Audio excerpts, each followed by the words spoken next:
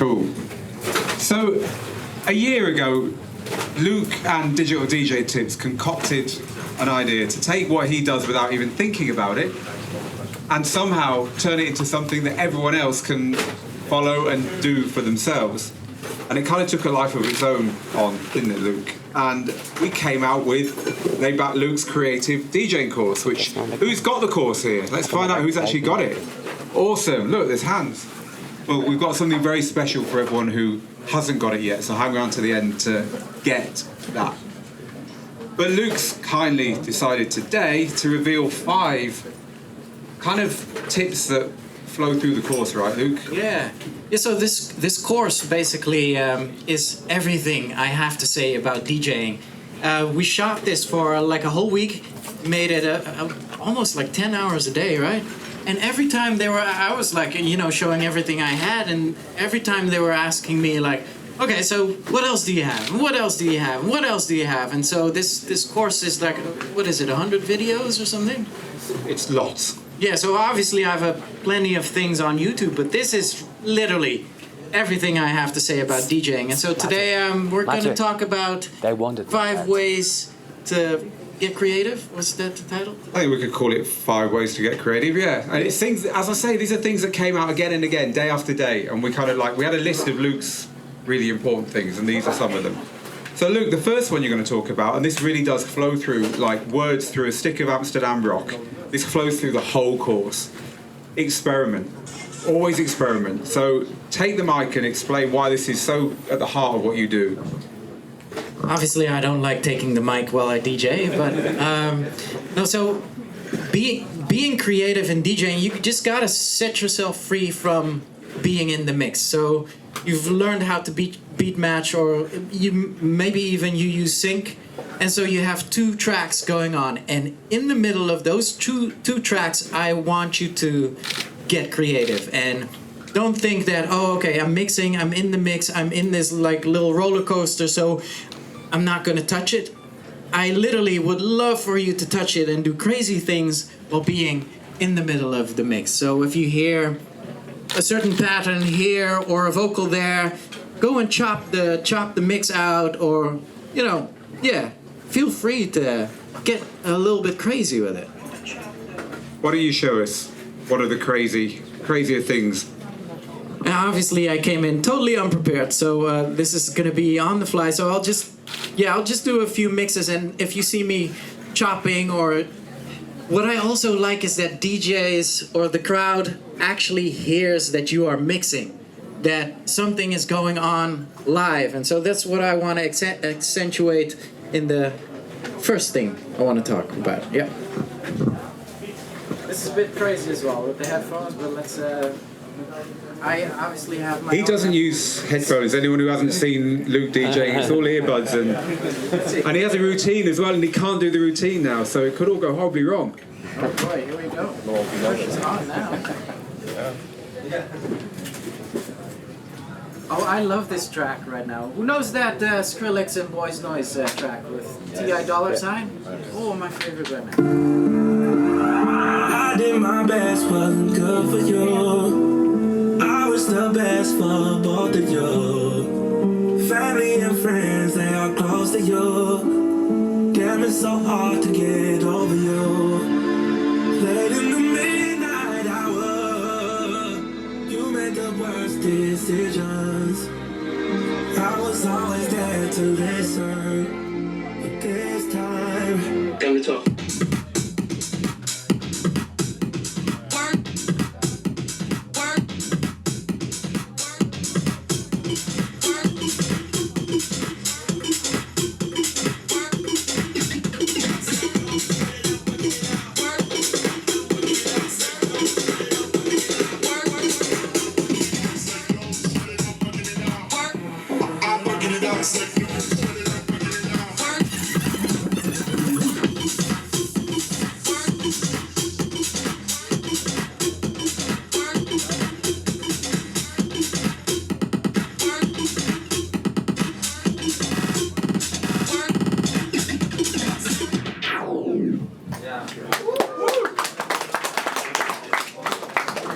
So this is actually heavily inspired by one of the people I looked up to when I came up DJing, which is Jeff Mills. He's a legendary techno DJ, and I remember watching him thinking, wow, the music flows through him like he would be in the mix, like as if he was part of the mix. And I like that, being immersed inside of the mix and then making it your own.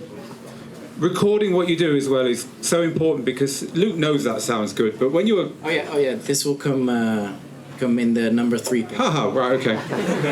You can tell I've rehearsed. Okay. Number 2. This is a fun one, right? Because this is called use effects. Right, they're there, so you're crazy not to use them, right? Oh yeah. Okay, let me put it on my double L Hall Echo here for a minute. So my point with this is, what makes you stand out from Spotify or a Spotify playlist? Obviously, a Spotify playlist presses play for you. You listen to the track, you enjoy the track, all good. But now I want you to put your own identity while playing the track. And the easiest way and the quickest way to do that is to use the effects. Luckily, Spotify doesn't have built-in effects yet. So this is your time to put like your stamp on effects. And obviously in the course there's proper use of effects, and you gotta have the right timings, you gotta know which effect to take. But using that effects will make you stand out from just the playlist. He's actually got an effect named after him. He's being modest. It's got the laid-back Luke. It's the Hall Echo with double L's here on the effect. How cool is that? Off you go, Luke. Oh yeah. So this is super simple. So obviously I'm just gonna use effects, but I have this little thing I love doing is put a track in a loop. So I'll just grab this beat. I'm just gonna put it in a loop. I'm just gonna let it play for a little while without the effects, and then I'll start using the effects for you to see what imprint you can make. That's not part of the mix.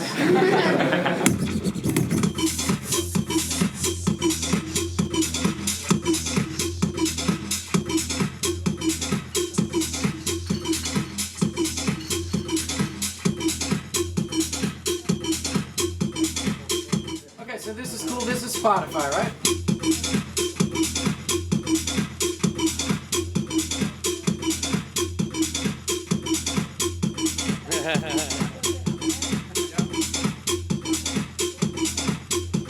Okay, so now we're gonna get some laid-back Luke in the mix.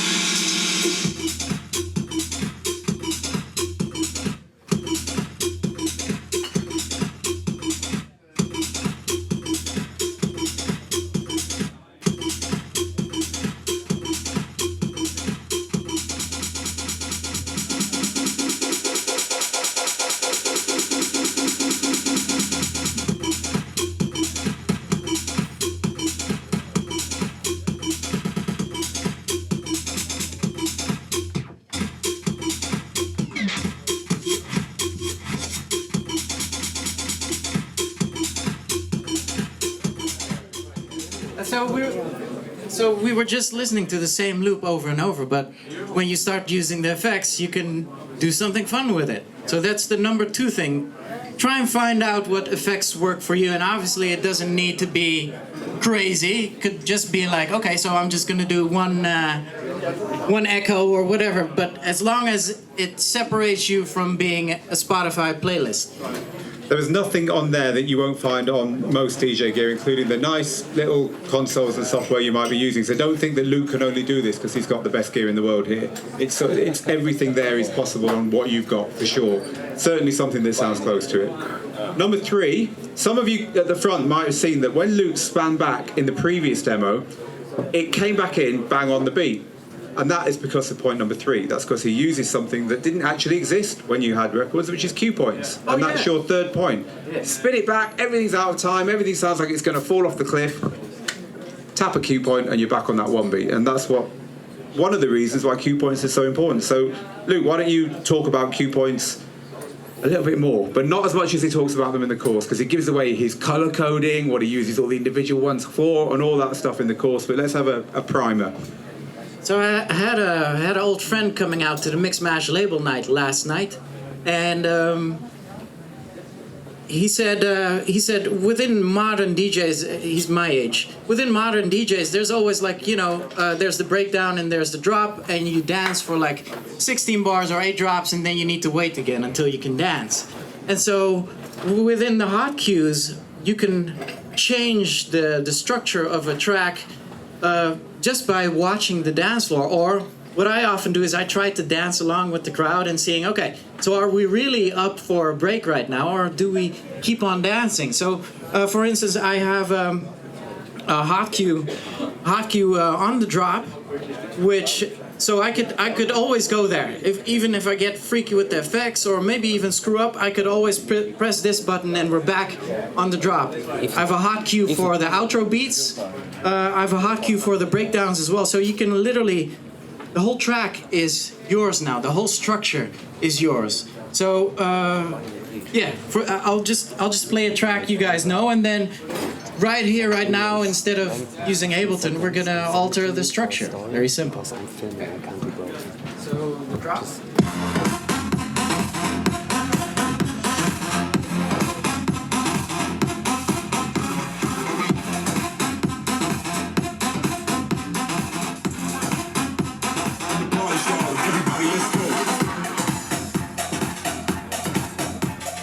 So here I could potentially already mix, but if I see you dancing and I'm like, no, Neil, we still want to hear the track. Okay, let's go back into the drop. Everybody, let's go.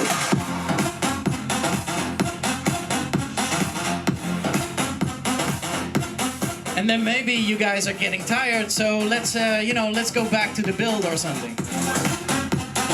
Party starter, everybody, let's go. Party starter, do you feel the flow? I'm the party starter. Oh no, this is boring. Wait. I'm the party starter, party starter, party starter, party starter, party starter, party starter,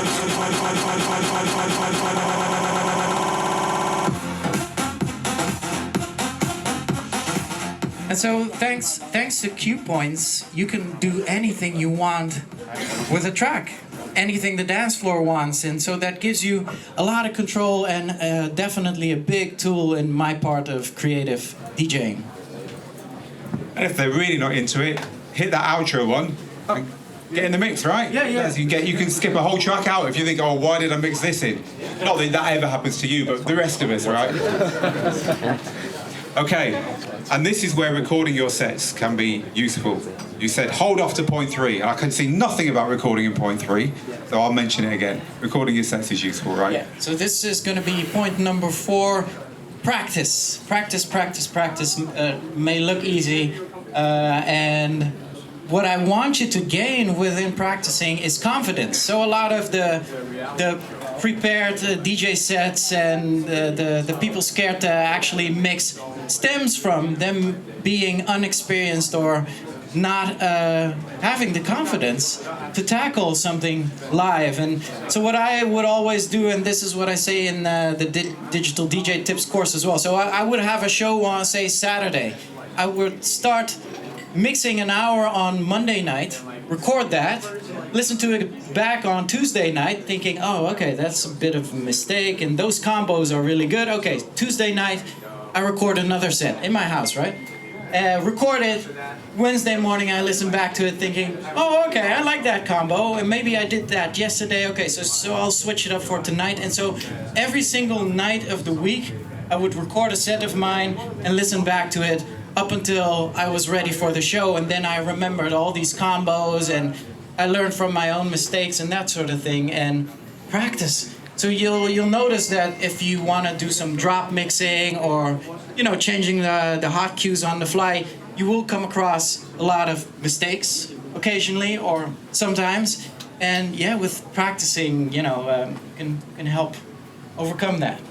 One tip is to practice the same thing over and over again for a bit, and then when you're bored of that, try and do a whole mix and don't stop whatever happens. So you're kind of like testing both sides, right? Going deep on one thing and expanding to get a result. So mind you, I come from a musical family, and I'm really not that talented. Like in the family, my brother is an amazing drummer. My dad plays guitar, bass, and keys. And so when I would play an instrument, they would always laugh at me because I couldn't really hold rhythm, and I wasn't the most musical. But the one thing about me is that I'm the most determined. So only thanks to practicing like ages and ages and ages and ages and ages and ages, all of a sudden I'm like, oh, this amazing DJ, and I'm like, what happened? And even for someone like A-Trak, I know that he spent ton of lonely hours just in his room perfecting his scratches. So put the work in, and you'll gain that confidence. So number 5, all taken from Layback Luke's creative DJing course. Number 5, again, right, we spend about half an hour on each of these, right? We're doing 20 minutes and we've done all 5. Luke goes into so much detail on all these things. But this one is another one which it goes along with being spontaneous, right? It goes along with experimenting, because there's no point being spontaneous if you're like this. Because you don't know what's going on out there. So this is all about what you do brilliantly, which is, it's almost like the decks are a bit of a pain because they're between you and where you want to be, the dance floor, watching the crowd. So Luke, in your life, I mean, in festivals, you might think, how can you watch a crowd in festivals? It's huge, and the nearest person's 100 yards away. So Luke, explain watching the crowd and how you do it in those biggest venues in the world. So people sometimes laugh when I go on a stage and they'll ask me, so, okay, so what's your first track? And I'm like, I don't know. Do you have a suggestion? And like only the minute before I go on, I will know what track it is just by watching the crowd. And actually the crowd gives me inspiration on what to play next. And it's thanks to watching what happens on the dance floor, I will know what track you guys need and I need to play next. So this is actually a very helpful tool for me to see what's going on. Oh, okay, you want this? Okay. And so how that works, for instance, in a festival environment, but in a club environment as well, is about energy, pockets of energy. You see people dancing there, you see people dancing there. And so say I play bass house and this section starts moving. I'm like, oh, okay, you like the bass house. Say if I play progressive house and this section starts moving. Oh, okay, that's interesting. Say if I play some Moombahton and everyone starts getting a drink. And I'm like, okay, no Moombahton tonight. Maybe techno, and then everyone starts moving. Okay, that's cool. So have a bit of bass house, have a bit of progressive house. And how do I get everyone to move now? And, there's a lot of questions going on in my head always about what to play next. This is the biggest question in my DJ sets. Okay, so we're here. What do I play next?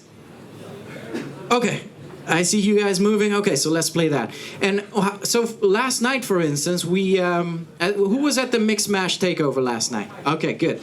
So I can take you a little bit through. Hey, Mark Bill. I can take you through my set a little bit, because obviously we had Keanu Silva playing an awesome set before me, and it was all like 128 BPM, and we were having a little bit of bass house. He played a little bass house, a little bit of progressive stuff. I was like, okay, so let's start off with something a little bit different, something that I know you guys like, which is the Dutch house. Okay, maybe throw it back, has a little bit of more energy, so I was like, okay, I'm gonna hook them in like that, then take them into some twisted house. This was cool. It needed a little bit more energy, so I thought, okay, so I had what was I playing? I played the Rocking with the Best a cappella into the Jaws. I was like, okay, so let's take it to bass house. It was cool and everything, and I was like, man, I need everyone to move, so what can I do? And I was like, okay, screw it, I'm just gonna take up the BPM and we're gonna go into some psytrance. And the psytrance, the first time when that drop hit, everyone was like, "Oh, here we go!" And I was like, "Yes, that's it." And so, but then obviously how to continue, because there's at a certain point there's a peak and you can't go harder. And you guys, a couple of you wanted to start getting drinks while I was playing. You know, I was going to like some festival trap, and I was like, okay, you know, maybe take it down a little bit. And so that's a little bit how I maneuver, and it's all thanks to watching the crowd. If you do something wrong and the dance floor starts to clear, should you feel really bad about yourself, start questioning whether you should be DJing at all, whether you're just awful, or is that okay? Is that actually good because it gives you a chance to learn something?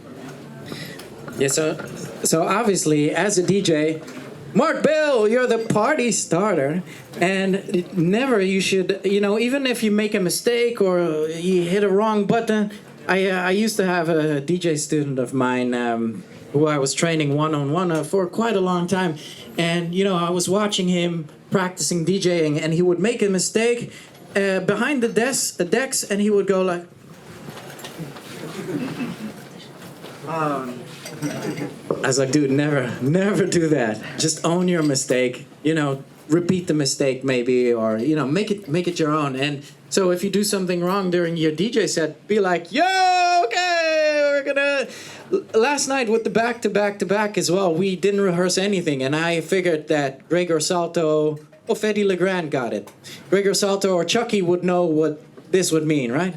And so the break hit, and I was like, Gregor, and he just let the track play, and I was like, almost like, okay, let's fix that. So yeah, you're here and you're presenting yourself, and you want to keep the vibe going, so you can never let that happen. And it's always a party when you're behind the decks. Well, thank you for that compliment, Luke. You meant me then, of course. Of course. Yeah. So, right, let's tell you about what Luke did in this course. Some of the things here are in there. In fact, they're all in there, but to a lot more detail. So what we did was we put a camera here, we put a camera in front, and we put idiot me next to him saying, well, why did you do that? Well, I don't understand that. And it took like half an hour sometimes to explain one thing, but with a camera over, with a camera in front, with me asking all the silly questions, and with slow motions, which we put a lot of in there, and with little arrows pointing to every button and saying what Luke was doing, it is literally everything you do dissected. It's almost like a video textbook of your skills, right? It was a very simple question in front of this crowd. Who likes my In My Mind DJ sets? Hey! So this course is like my In My Mind DJ sets, but now they have arrows pointing at the things I do, and yeah, it's. I was amazed watching it back. I'm like, whoa, this is a very deep explanation of everything I do. So if you want to learn one trick you've seen Luke do, it's going to be in there. If you want to learn Luke's philosophy, it's going to be in there. If you just want to learn to DJ better, full stop, it's going to be in there. And we're very proud of it. We're going to carry on doing stuff together. Maybe I shouldn't start saying things like that now, but we are. And this course we've got here now is $100 off, which is a very, very big discount when you see what it costs for everyone who takes a card from any of the team here. And there's a load of cards here at the front, and there's more kind of around, but definitely they're here right now with Sophie. So if anyone wants to grab this course, an ADE only, it runs out on Friday, offer, you save $100. Everyone else going on the website will pay full price for it today. So you're saving a lot of money, and Sophie has the cards here. Just grab one before you leave. She's not going anywhere till they're all gone, by the way. So Let me just explain why I wanted to make a course like this, because it's not about us grabbing your money. I actually, you know, obviously I made the vlogs, and I was ranting on Twitter a little bit, and I got, you know, a lot of my fellow DJs started to seeing me as like a sour old guy that was saying, you know, oh, you shouldn't do this or that. I really want real DJing to come back, and this course gives you the tools to be a powerful real DJ, just like the guys that were playing before here. I enjoy watching that. I love it. And there's nothing more than walking on Tomorrowland and hearing DJs play. And I'm like, dude, I really don't think this is interesting. And by seeing DJs do all of this stuff, I'm like, whoa, something is happening and this is live and I've never seen that and I want to see more of that. So this is why the course is here. And if you're interested in taking your DJing to the next level, I can really recommend it. Well, thank you very much, Luke. Can I ask one more thing? Can everyone who's here just stay there? And Luke, if you turn around, we'll get a picture. Oh God, we're going to do the Instagram. Hey, family photo! Family, arms in the air right now. 3, 2, 1. Go! Look at that. We'll post it on the Digital DJ Tips Instagram. So come find that when I work out how to get it off here onto Instagram. Thank you, Luke. Thank you, guys. Thank you.